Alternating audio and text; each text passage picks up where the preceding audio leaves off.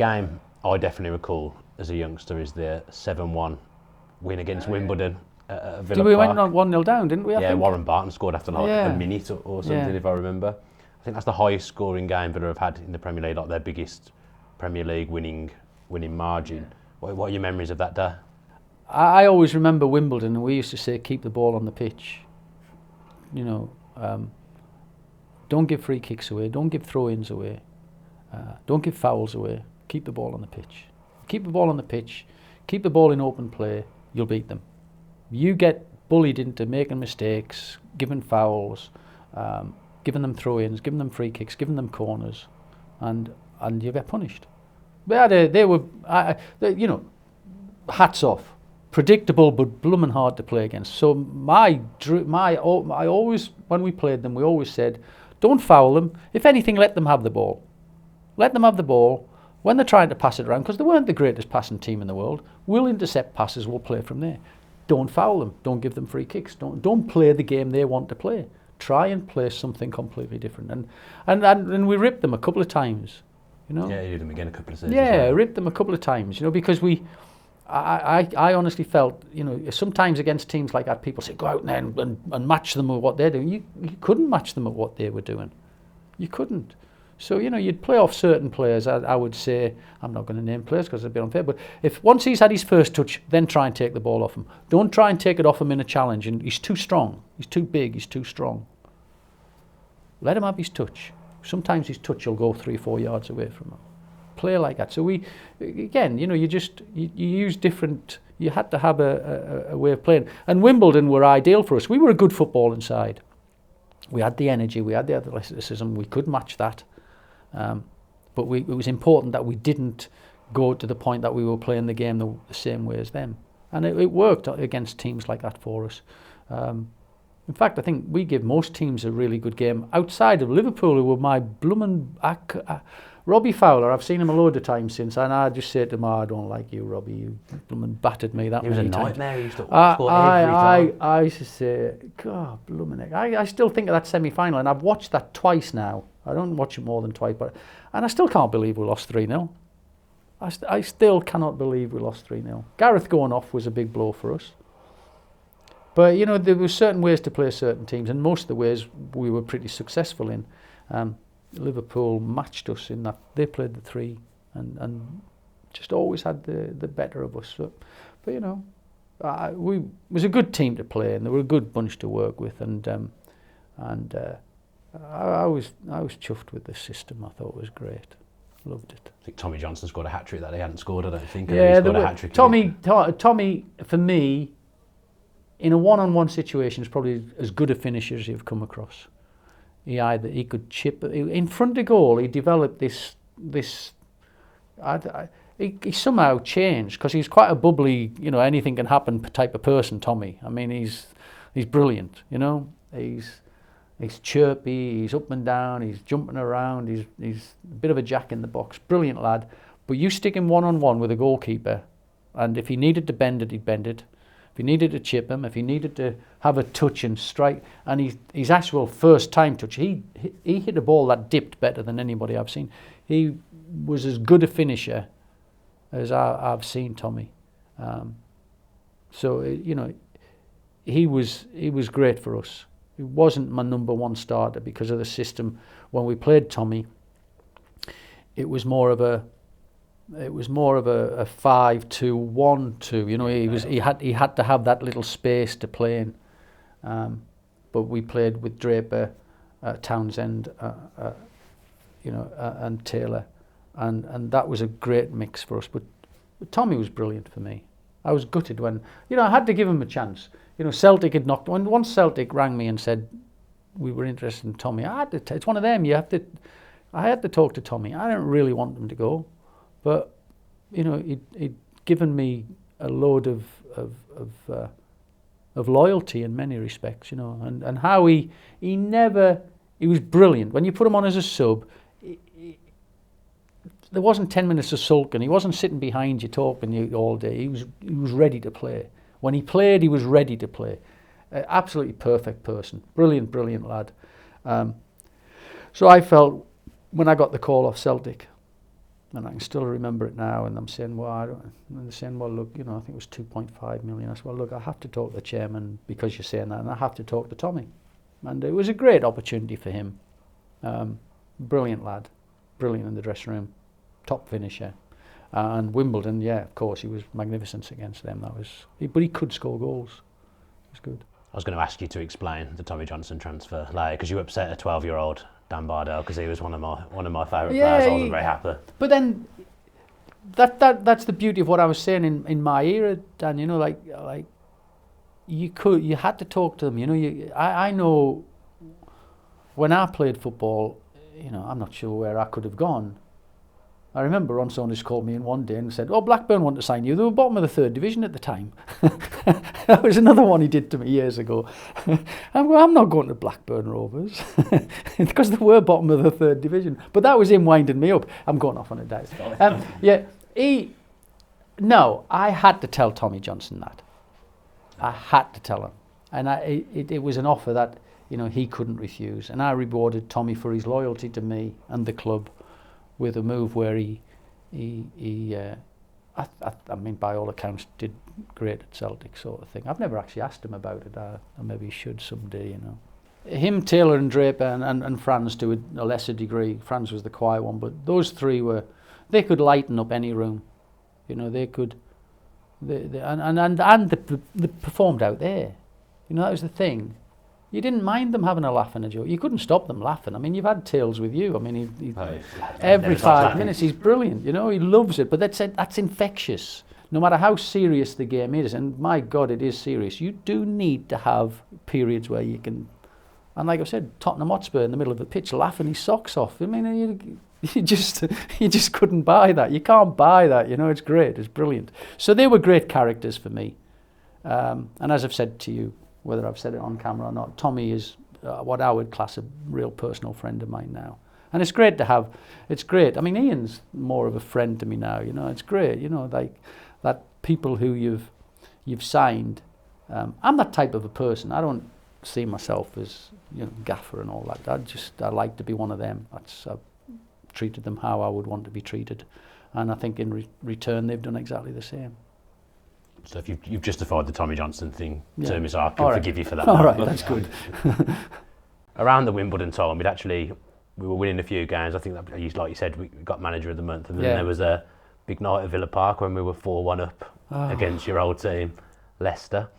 How much of a nightmare is that for you, with it obviously being Leicester and you being 4-1 up? Is that you just tearing your hair out on it? It was a massive learning curve. It was a massive, massive learning curve because I genuinely took my eye off the ball. I genuinely didn't need to put Franz on. Genuinely didn't need to change things. And that's why, that teaches you, the football manager, even if you're 4-1 up with 10 minutes to go, you haven't won that game yet, And that was the first time that had happened to me. And I remember putting Franny on, and I remember thinking, I'll just give him 5 minutes, 10 minutes against Leicester. That'll be great for him. Stupid. You look back and it's stupid. I mean, 99% of the time you'd get away with that. And 99% of the time you would have still won the game. But when it happens to you, it really, really, and the amount of times people had said to me over the years from there, 2-0 up, 3-0 up with 10 minutes to go, put so-and-so, shut up. I got no chance. I just hated myself for ages after that, because I think that was my fault. That's whether I was right or wrong and blame myself. I do blame myself. Yes, absolutely. It haunts me.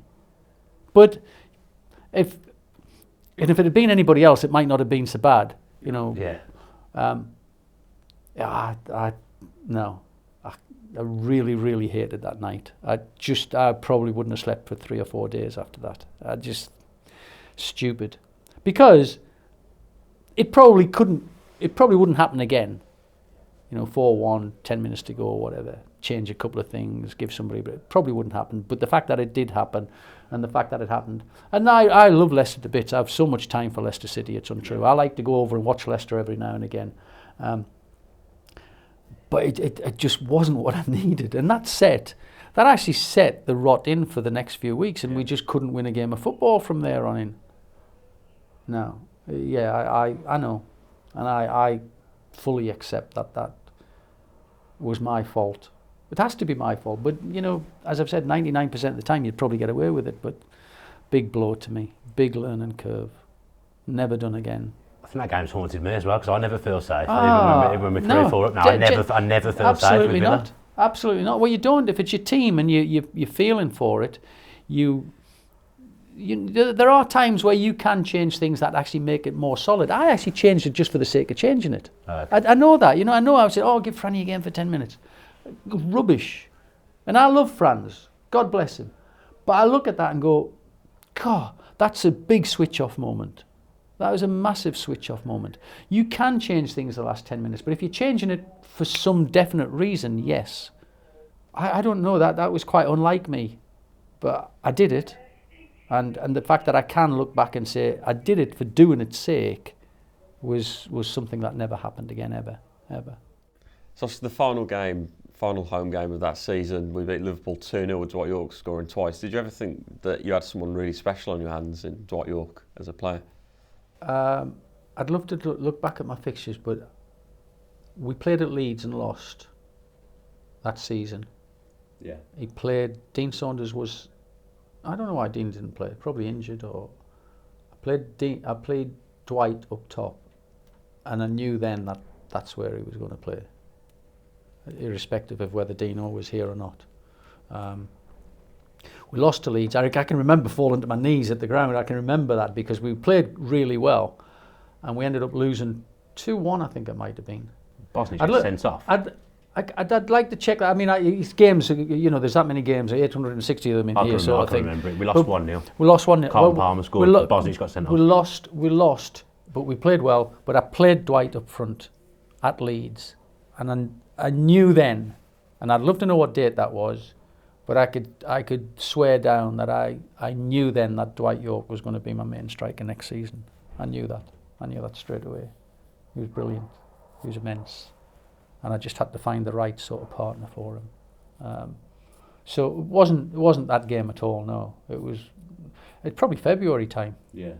Thinking about it. We had that spell of results where we couldn't win, but I hate that saying where we were doing okay, because I hate that. Doing okay but losing is just not good enough in my opinion. So, but that's when I knew Dwight was going to be my number one striker, irrespective, not wide player, not midfield player, not this, not that, striker, definitely.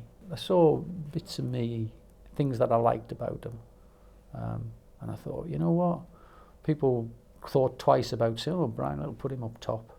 He's a midfield player or he's a wide player. I wasn't, and that's when I genuinely said no. In my own head, didn't need to say it to anyone else. He's up front next season, number one striker without a doubt. He's been there a while, hasn't he? He's been there a long time. Yeah, he's been in there. I'm not sure how often Dwight played in those. He was in and out, I think, and around the team, playing in different situations, but was never really looked upon as being the number one striker. Yeah. No, there was so much about him. He was growing then, you know, and he and I were getting on well, and you can sense that, you know, you could sense that there was something there. And I didn't really tell Dwight how to play. I would just say little things to him, you know. Like I used to say to you when I was talking earlier, when I said I used to sleep at night and think, I want him to think I'm a good player who I'll play against. And I used to say to him, you know, you might play well one week by running over the top of somebody because you can't run. But next week you might have a runner there, so you've got to do something different. So you can't play the same game all the time. You have to adapt your game to whoever you're playing against. And it depends how many variations you've got to your game will determine how good you're going to be. And he had a lot of variations. He could do anything, you know, he could do lots of things. So that was the start of me, and I genuinely, I hear what you're saying, Liverpool scored goals, but no, it was before then, definitely. Were you just glad that the season was over and that you could really make a dent in shaping your own team? You know, you think about it them days, you know, we had Tony McAndrew, I think, and Kevin MacDonald. Certainly Tony McAndrew was up at Newcastle. Palace were up at Newcastle, wasn't it, Palace? And they were 3-0 down in 15 minutes or something. So, you know, we had smiles. We'd scored in the first, Steve Staunton scored.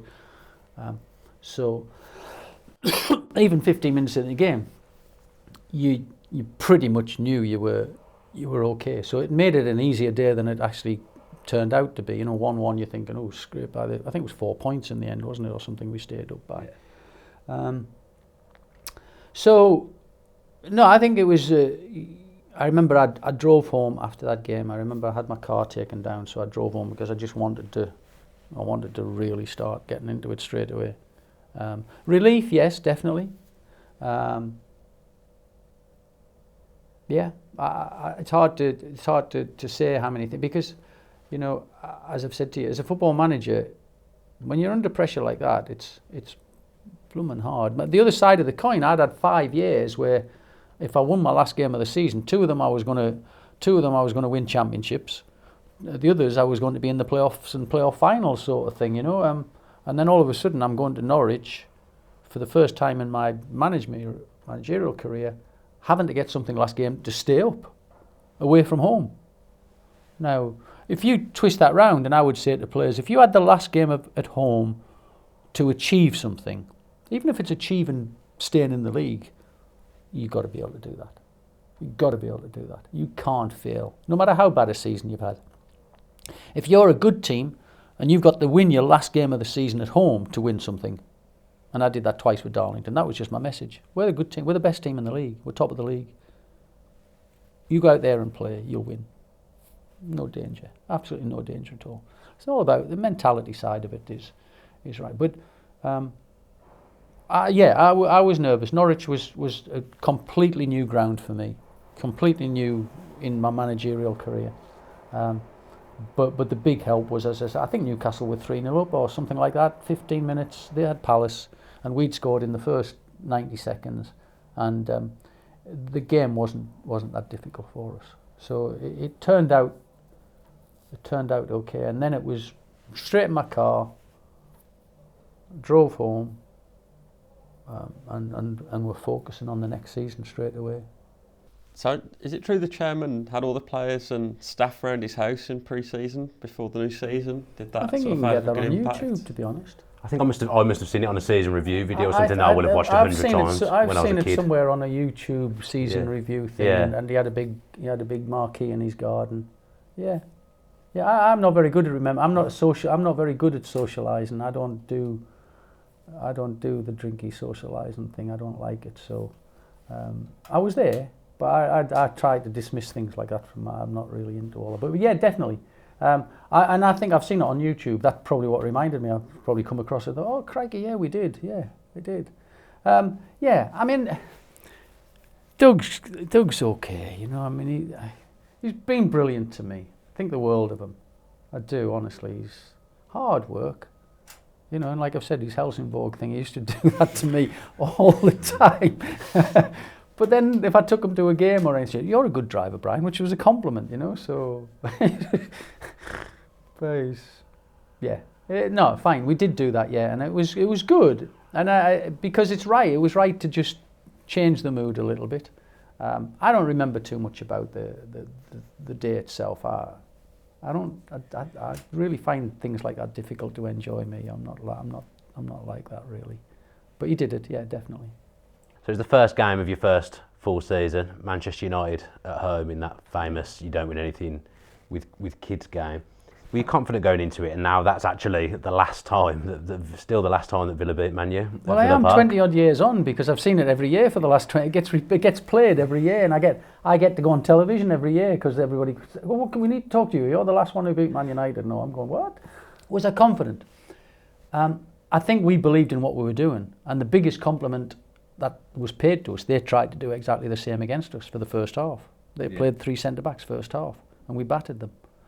But when they changed it in the second half, and I've said this every year for the last 20 years now, because I know the answer, they battered us. And then we went, crikey, they're a good side. And Beckham would have scored his first goal. Yeah, he scored at the end. But for us, it was brilliant, because they tried to play us the way we played. And as I've said, I thought we were really good at that. And our pre-season was good. Our preparation for the games were good. Our understanding of what we were doing was excellent. We had a balance to the team that was, I look at the 3 centre-backs, I look at the 3 midfield players, I look at Yorkie and Milosevic as a partnership, you know, and they complemented each other so much. You know, Savo got a fair amount of stick, but I tell you what, there's so many good things about him. If he'd stuck the ball in the net a few more times than he did, people had been going, crikey, who is this lad? Because he missed a few fairly decent chances. But he was only a kid, and he didn't really speak English. And we didn't really help him to speak English. I mean, all of the stuff that they get today, you know, we just went out to Serbia, signed him, and dropped him here, stuck a bandana on his head and told him to play football. It's ridiculous. But yeah, it was a great game, brilliant game.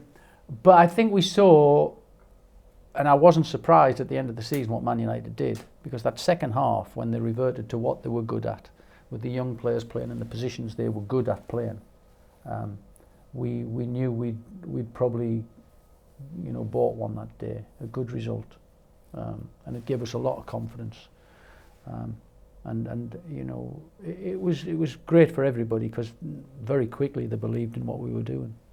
Did you always feel quite defensive of Savo? Because obviously you broke the club record to bring him in, and he was.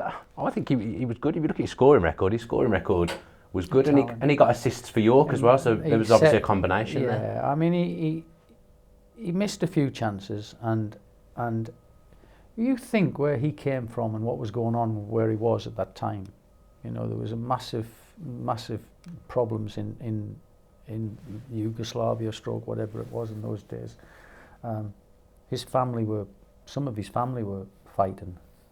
You know, 20-year-old come out here, didn't speak English.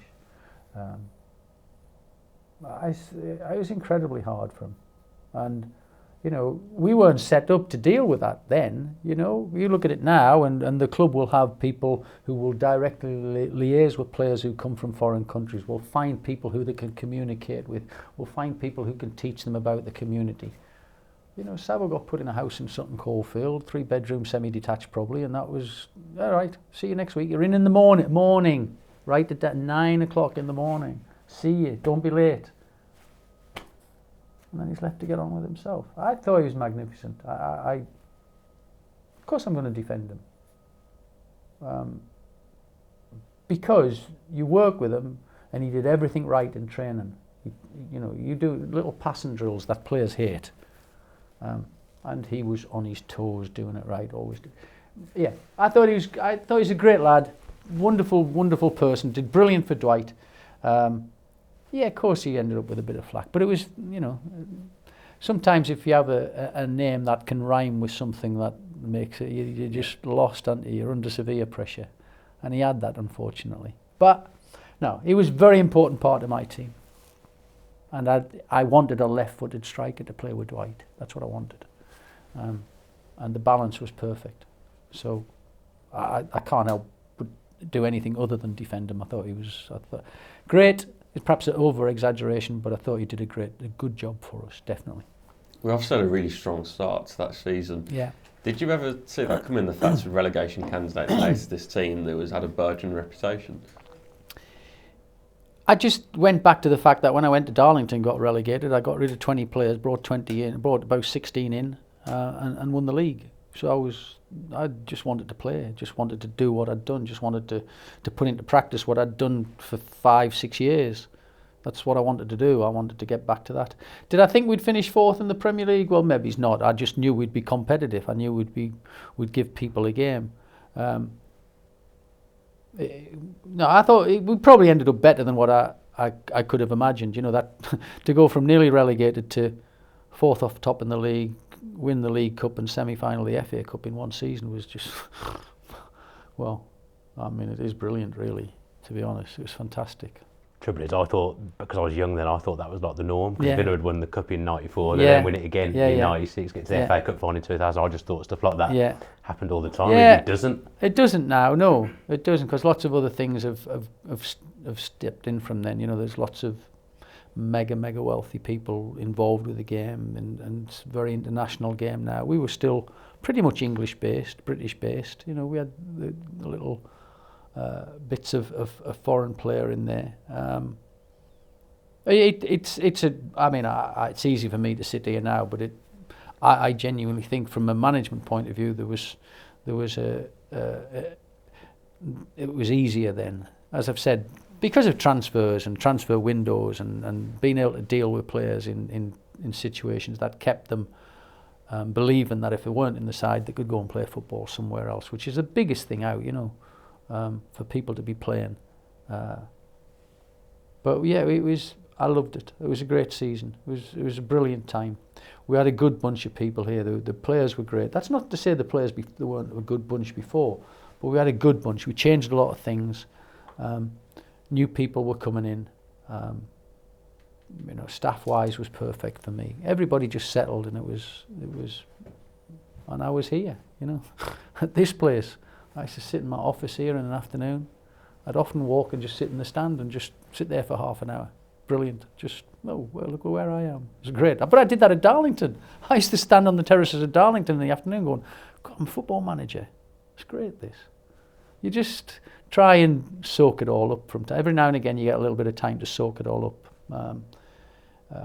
And outside of being based at Bodymore, I used to have to come here most every day because obviously I would want to see the chairman.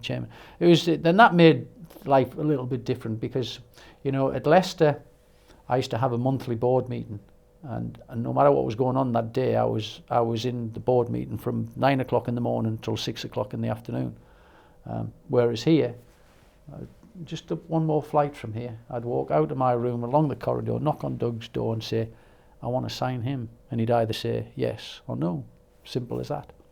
So that was a big change for me as well. I had that relationship with the chairman whereby I could just say, I've just been talking to so-and-so, and he might be available. Can we talk to him? Yeah, of course we can. Oh, no. But good or bad, there was an answer. As I've said at Leicester, for example, it was a big, long board meeting. I had to put my points across to everybody. I had to spell out exactly why I was doing it, what I wanted to do it for. Even at Darlington, I had to do that. So, it made life very easy here to have worked in that way. And it suited me fine.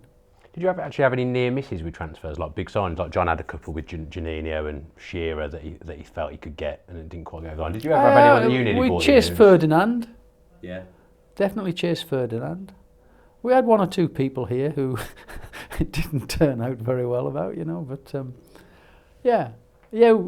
Ferdinand was genuinely on my radar at one stage. And lots of conversations, not so many here.